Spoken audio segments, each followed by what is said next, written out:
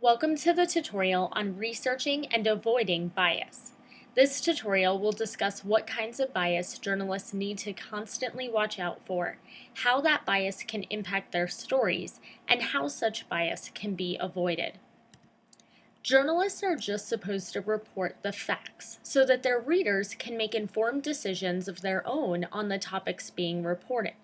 That requires journalists to report on things in a fair and objective manner. However, that does not always happen. Sometimes information is reported in a way that shows a bent or tendency toward or even against one side. This is known as a bias. When this happens, your story becomes slanted and your journalistic skills get compromised because you're not presenting all of the facts from all of the relevant perspectives to your readers. Now, since we're all human, we all have some biases, conscious or unconscious, and so do our interviewees. Therefore, our stories will not be 100% free of biases. However, we can do our best to put aside our biases when we're researching and writing stories so that we can report information as fairly and accurately as possible. In order to report information impartially and investigate our stories fairly, we need to do the following. First, be cognizant of the word choices you use in your stories. Different words convey different meanings, and focus a story on different things. For example, if you state that Obama defeated Romney in the presidential election, then you're stating things in a way that are pro-Obama because you're putting a positive spin on Obama's victory over Romney. You're also presenting a negative perspective of Romney by saying that he was defeated, which is a word that has a strong negative connotation. The best way to avoid word choices that present biased perspectives is to carefully consider all the options you have for phrasing a sentence. Then use the most objective phrasing you can in your final publication, such as something like, Obama accumulates more votes than Romney. Second, be aware of what you're omitting from a story. Is there anything that creates a false sense of truth in your story, such as a lie by omission? Or is important information that might impact one side omitted from the publication? Consider whether there are any unanswered questions in the final draft of your article to determine whether you're omitting information that might create a bias. Biases can also be present if you simply restate an official position of a politician or a company without investigating and reporting the other side's perspective. Often, reporting one side's public statement without investigating the statement or presenting an opponent's statement will create a bias because you will just be trumpeting a political or business agenda without considering if there is independent confirmation of the information. Also consider how you're framing your article and whether there are any alternative ways you could set up the story to incorporate all sides' perspectives into your publication.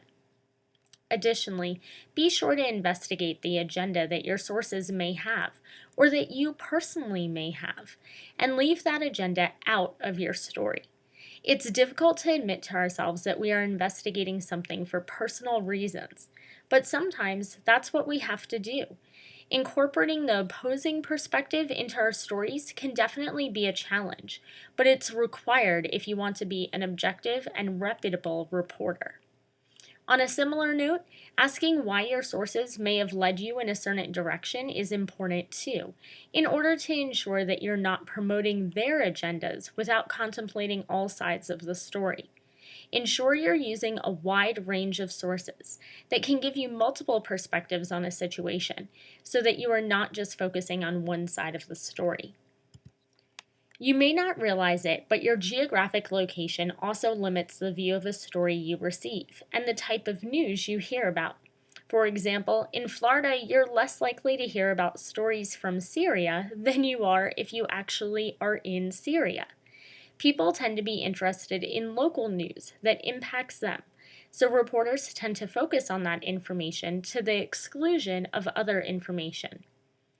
Any institutional or political affiliations reporters or sources may have can cause biases to appear in your story too. For example, NBC is sister companies with Universal. Therefore, you'll often see NBC reporting at length on new rides opening at Universal theme parks, which shows the news organization's bias or affiliation with Universal. The format of your story can cause bias as well, because stories that are reported on the TV news tend to be very visual, since TV has a visual component that those reporters want to be able to show their viewers.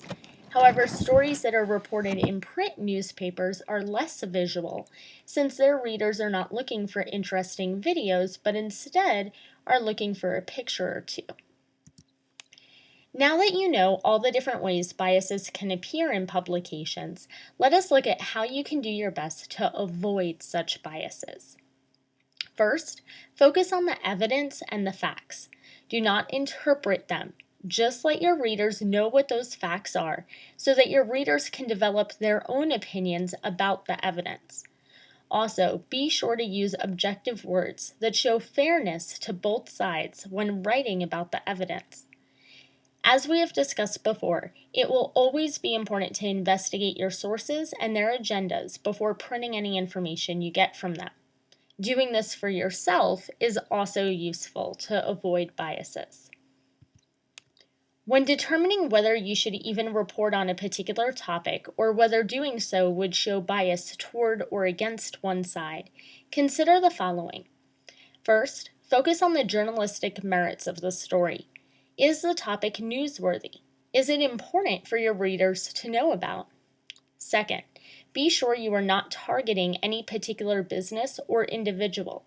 You will need to set aside any personal feelings you have in order to report on all businesses and people fairly.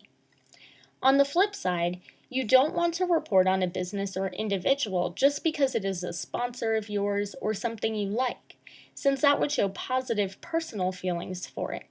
Similarly, do not accept gifts from anyone you would report on, since that would influence you to present the person in a positive light. Fourth, ensure that you are reporting on a story because of its journalistic merits, not because you think it will get high ratings or bring in readers. It's important to focus on the stories with merit, not just the stories with popularity. If you're able to avoid bias in your stories, then your readers will see you as an ethical reporter. Ethics are about more than just avoiding bias, though. Ethics are about acting appropriately whenever you take action and reporting objectively. Walter Williams' journalist creed, which is discussed in one of your video lessons for this week, is a great example of how to remain ethical throughout your journalistic career. In short, Williams' creed suggests making decisions on what should be reported by considering who those decisions will impact, how many facts you have to support the story, and whether you have any alternative options for getting the message disseminated to the public. Overall, it's about questioning yourself and whether you have presented information as objectively as is humanly possible. If you're able to do these things, then you'll be able to set yourself apart from the random bloggers and citizen journalists who often neglect to focus on journalistic principles. Your objective and ethical style of reporting will quickly show your readers that you are truly a journalist who can be trusted.